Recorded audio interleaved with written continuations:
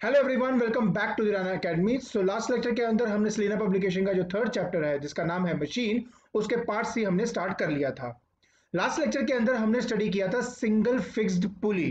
तो आज के लेक्चर के अंदर हम स्टडी करने वाले हैं सिंगल मूवेबल पुली। तो बिना कोई टाइम वेस्ट किए चलिए शुरू करते हैं।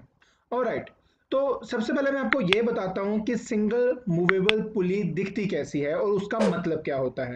जैसे देखिए, आपको नाम ही बता रहा है कि सिंगल मूवेबल पुली। इसका मतलब एक ऐसी पुली जिसका एक्सिस ऑफ रोटेशन जो है वो फ्रीली मूव कर सकता है। ठीक है, देखिए पहले आपको बताता हूं कि इसको बनाते कैसे हैं। देखिए, सबसे पहले क्या है कि मेरे पास एक पुली है। ये देखिए, ये मेरे पास एक पुली हो गई यहाँ पे। ठीक है, और इसके अराउंड ना एक स्ट्रिंग है जिसका एक एंड मैंने रूफ के साथ जो है वो फिक्स किया हुआ है। ठीक है, तो देखिए यहाँ पर इस पॉइंट पे क्या है, जो आपकी स्ट्रिंग है वो फिक्स है। फिर इसके अराउंड ले जाकर यहां पर ये जो उसका दूसरा एंड है, इस दूसरे एंड के ऊपर मैं क्या लगा रहा हूं, अपना एफर्ट लगा रहा हूं, ताकि ये जो पुली है ये फ्रीली ऊपर या नीचे आपका जा सके। ठीक है, अच्छा। अगर मुझे लोड को लिफ्ट करना है तो जो लोड है वो एक्चुअली में टाई किया जाता है इसी पुली के साथ। तो यहां पर बेसिकली आपका क्या होता है, लोड होता है। क्लियर हो गया बात आपको। देखिए, ये जो मैंने आपके लिए फिगर बनाई है ये है आपकी सिंगल मूवेबल पुली, जिसके अंदर ये जो पुली है ये फ्रीली ऊपर और नीचे की तरफ मूव कर सकती है। इसके अराउंड क्या होता है, एक रोप या जिसको हम स्ट्रिंग कहते हैं वो होती है, जिसका एक एंड रूफ के साथ फिक्स्ड होता है और दूसरे स्ट्रिंग के ऊपर हम अपना एफर्ट लगाते हैं। क्लियर। अब हमने क्या करना है, अब इस सिंगल मूवेबल पुली का जो मैकेनिकल एडवांटेज है, वेलोसिटी रेशियो है और जो इसकी एफिशिएंसी है वो फाइंड करनी है। तो चलिए सबसे पहले हम फाइंड करते हैं कि इसका मैकेनिकल एडवांटेज क्या होगा। ठीक है, तो चलिए अब हम वही देखते हैं। तो सबसे पहले मैं आपको ये बता दूं कि जब हम बात करते हैं मैकेनिकल एडवांटेज की, मैकेनिकल एडवांटेज का फॉर्मूला होता है लोड अपॉन एफर्ट। राइट। उसके बाद आपको मैंने लास्ट क्लास के अंदर दो बातें बताई थी। पहली, मैंने आपको यह कहा था कि जब हम इन पुलिस को स्टडी करते हैं तो वो एक आइडियल केस होता है, और आइडियल केस के अंदर एक तो हम फ्रिक्शन को कंसिडर नहीं करते, और दूसरा ये जो स्ट्रिंग हमारे पास होती है ये हमारी मासलेस स्ट्रिंग होती है। इसके अलावा आपको मैंने बताया था कि जो मेरे पास स्ट्रिंग है ना उसमें जो फोर्स एक्ट करती है उसको हम बेसिकली कहते हैं टेंशन इन द स्ट्रिंग। और जो पॉइंट, जिस पॉइंट के विद रिस्पेक्ट टू मैं देखना चाहता हूं टेंशन, हमेशा पहली बात तो रो पे एक्ट करती है, दूसरा उस पॉइंट से दूर एक्ट करती है। चलिए मैं आपको इसके बारे में समझाता हूं मैं बोलना क्या चाहता हूं। देखिए, अगर तो मैं बात करो इन दो पॉइंट्स की, देखिए इन दो पॉइंट्स के बारे में बात कर रहा हूं, तो इनके विद रिस्पेक्ट टू जो टेंशन आपकी एक्ट करेगी वो आपकी एक्ट करेगी इन दी अपवर्ड डायरेक्शन। ये देखिए लाइक दिस। तो आप देख सकते हो मैंने दोनों बातों का ध्यान रखा है। पहली बात कि ये स्ट्रिंग पर एक्ट करनी चाहिए और दूसरी बात इस पॉइंट से अवे होना चाहिए। Is that okay? ठीक है। इसके बाद अगर मैं इस रूफ की बात करूं तो ये अगर पॉइंट है मेरा, तो इस पॉइंट के विद रिस्पेक्ट टू जो टेंशन होगी वो आपके नीचे की तरफ ऐसे एक्ट करेगी। अगर ये वो पॉइंट है जहां पे एफर्ट लग रहा है इन द अपवर्ड डायरेक्शन, तो इस पर्टिकुलर केस में जो टेंशन एक्ट करेगी वो करेगी in the downward direction like this. ठीक है। प्लीज आपने ये बात ध्यान रखनी है कि जिस पॉइंट के विद रिस्पेक्ट टू मैं टेंशन को देखता हूं उसके विद रिस्पेक्ट टू जो टेंशन होती है वो हमेशा अवे होती है, और दूसरी बात वो स्ट्रिंग पर होती है। क्लियर। चलिए अब हम बात करते हैं लोड की और एफर्ट की। देखिए, अगर हम बात करें एट इक्विलिब्रियम मतलब कि अब मान लेते हैं कि हमारा जो पुली है ये रेस्ट पे है। ठीक है, एट इक्विलिब्रियम ये देखिए नीचे की तरफ आपका क्या एक्ट कर रहा है, नीचे की तरफ आपका एक्ट कर रहा है लोड, और इसको बैलेंस कौन कर रहा है, उसको बैलेंस कर रहा है ये दो टेंशंस। ये देखिए ये दो टेंशन जो है वो क्या कर रहा है, इस लोड को बैलेंस कर रहा है। इसलिए आप यहां पे जो लोड है वो लिखते हो 2T। क्लियर। गुड। इसके बाद फिर हम बात करते हैं एफर्ट की। तो जब हम बात करते हैं एफर्ट की, देखो क्या तब क्या होगा, एफर्ट सिर्फ एक ही पॉइंट पे एक्ट कर रहा है। तो अगर मैं इसको बॉक्स में बंद कर दूं तो आई कुड सी दैट कि एट इक्विलिब्रियम जो ई है वो इस टेंशन टी के बराबर है, बिकॉज ई ऊपर लग रहा है टेंशन नीचे टी लग रहा है। जो ई है वो हमारा एक्चुअली में टी के बराबर है। अब मैं इन वैल्यूज को इस फॉर्मूले के अंदर सब्स्टिट्यूट करूंगा और मेरा आंसर आ जाएगा। तो देखिए mechanical advantage is equal to 2t upon t, cancel हो गया और हमारा आंसर आ जाएगा 2। अब आप यहां देख सकते हो कि जो मैकेनिकल एडवांटेज आपकी आई है वो है ग्रेटर देन 1। इसका मतलब कि सिंगल मूवेबल पुली एक्ट करती है एज अ फोर्स मल्टीप्लायर। कैसे एक्ट करती है? As a force multiplier. ठीक हो गया। तो ये तो था मेरी मैकेनिकल एडवांटेज। चलिए अब हम बात करते हैं वेलोसिटी रेशियो की। जब हम बात करते हैं वेलोसिटी रेशियो की तो हमने उसकी डेफिनेशन पढ़ी हुई है। वो कहते हैं it is the ratio of displacement move by effort divide by displacement move by load. ठीक है। अब ये जो टॉपिक मैं करने जा रहा हूं इसको बड़े ध्यान से देखना, बिकॉज आधे से ज्यादा स्टूडेंट्स को समझ में ही नहीं आता कि वेलोसिटी रेशियो हम कैसे फाइंड करते हैं एक सिंगल मूवेबल पुली में। ठीक है, ये देखिए कैसे करेंगे। सबसे पहले ये देखिए, ये हमने अपना रूफ बना दिया। ठीक है। ये है आपकी पुली दैट इज मूवेबल, जिसका एक्सिस जो है वो ऊपर नीचे फ्रीली मूव कर सकता है। इसके बाद मैंने क्या किया, इसके बाद ना मैंने लगा दिया ये इसका स्ट्रिंग है। ठीक है। अच्छा, मैंने आपको लास्ट क्लास में भी कहा था मैं बना रहा हूं यहाँ पे तो ऐसे थोड़ी टेढ़ी मेढ़ी लाइन से बन रही है, बट आप जब भी इसको ड्रॉ करेंगे तो बिल्कुल स्केल की हेल्प से बिल्कुल स्ट्रेट लाइन होनी चाहिए, because we have to show tension in the string. खिंचाव मुझे शो करना होता है। सो देयरफॉर ये जो आपकी ये स्ट्रिंग है बिल्कुल स्ट्रेट होनी चाहिए। इस बात का प्लीज ध्यान रखना है आपने। ठीक है। जो दूसरा हमारा पॉइंट होता है हम उसी पे तो अपना एफर्ट लगाते हैं। तो देखिए वो जो स्ट्रिंग है वो कुछ ऐसा सा दिखता है। ये देखिए ये वो स्ट्रिंग है जिसकी हम यहाँ पे बात कर रहे हैं।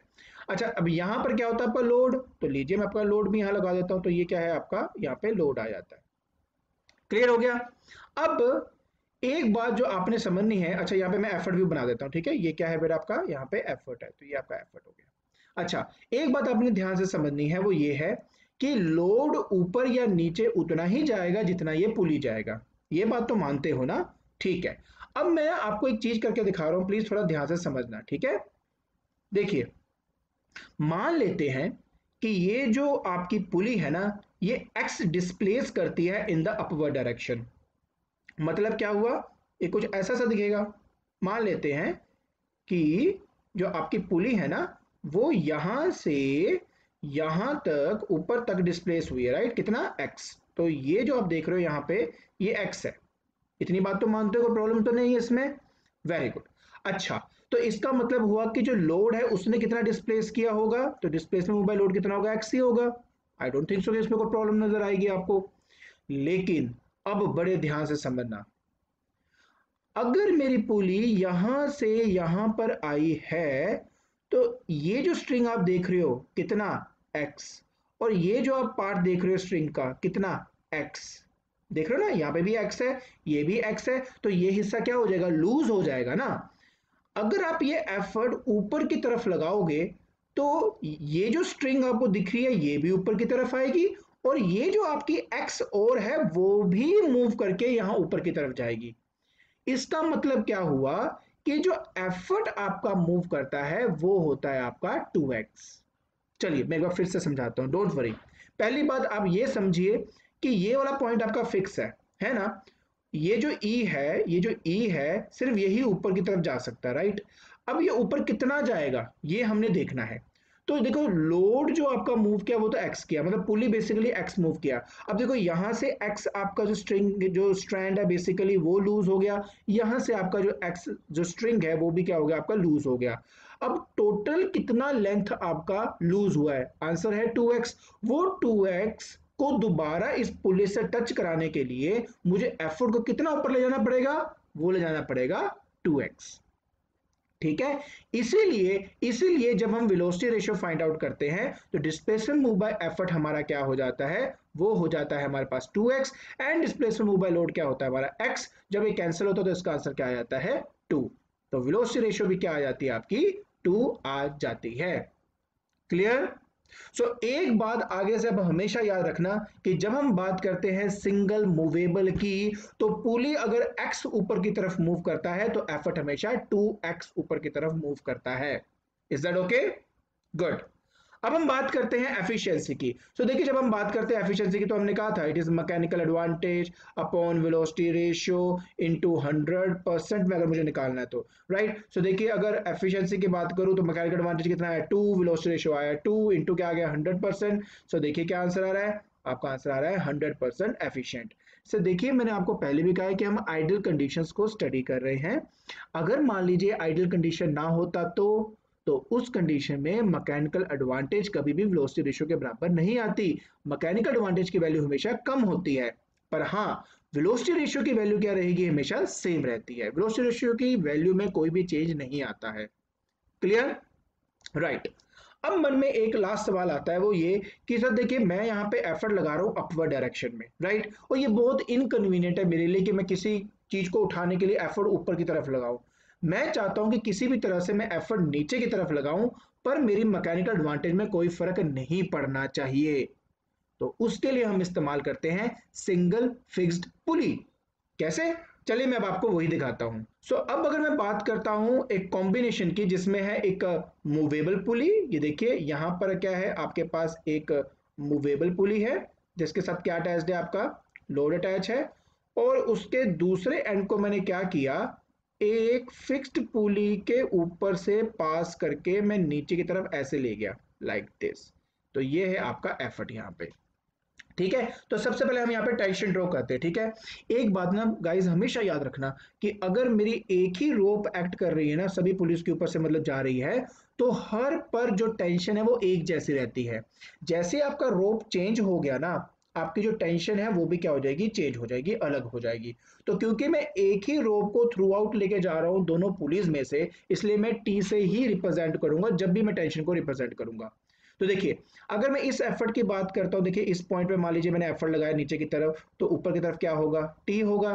ठीक है, इस पॉइंट के विद रिस्पेक्ट टू देखूंगा, देखो टी यहाँ पे होगा, इस पॉइंट के विद रिस्पेक्ट टू करूंगा, देखो टी यहाँ पर होगा, राइट। तो ये क्या था, मेरा लोड, लोड कनेक्ट करता है नीचे की तरफ। देखिए आप आराम से देख सकते हो कि अभी भी हमारा जो लोड है वो 2t के बराबर है, और मेरा जो एफर्ट है वो मेरा किसके बराबर, टी के बराबर। कैसे पता लगा, देखो आप ऐसे बना लिया करो ना, इससे ऐसे समझना आसान होता है। देखिए इस पर्टिकुलर चीज को देख सकते हो, नीचे एल है ऊपर 2t है, तो एल इक्वल टू 2t आ गया आपका। और इस पर्टिकुलर कंडीशन में जो एफर्ट है वो नीचे है, टी ऊपर है, तो ई टी के बराबर आ गया। क्लियर है। तो अगर अब मैं मैकेनिकल एडवांटेज निकालू जो कि लोड अपॉन एफर्ट होता है, तो 2t अपॉन टी, आंसर क्या आ रहा है, फिर से 2 ही आ रहा है ना। तो नॉर्मली बोर्ड के अंदर ऐसा क्वेश्चन आया हुआ है जिसमें वो कहते हैं कि देखिए मेरे पास दो पुलीज है ए और बी, आप बताइए कि ए क्या है, तो इसका आंसर होता है सिंगल मूवेबल पुली। फिर कहते हैं बी क्या है, हम कहते हैं सिंगल फिक्स्ड पुली। वो कहते हैं कि इसकी वजह से मैकेनिकल एडवांटेज में कोई चेंज आएगा, वी सेड नो। कहते हैं कि then why it is used, तो हम कहते हैं to apply effort in the convenient direction. ठीक है ना, तो कन्वीनियंट डायरेक्शन में एफर्ट को अप्लाई करने के लिए हम इस सिंगल फिक्स पुली का इस्तेमाल करते हैं। उसका देखो सबसे बड़ा फायदा देखो यही होता है, और आप देख सकते हो इससे मेरे मैकेनिकल एडवांटेज में कोई भी चेंज नहीं आती। आई होप आपको ये सिंगल मूवेबल पुली और उसका कॉम्बिनेशन विद सिंगल फिक्स पुली समझ में आ गया होगा। ठीक है, तो आज के लेक्चर के अंदर हमने स्टडी किया सिंगल मूवेबल पुली। आई होप आपको समझ में आ गया होगा कि सिंगल मूवेबल पुली का मैकेनिकल एडवांटेज, वेलोसिटी रेशियो और एफिशिएंसी कैसे निकाली जाती है। और हाँ, याद रखना कि सिंगल मूवेबल पुली जो है वो एक फोर्स मल्टीप्लायर है।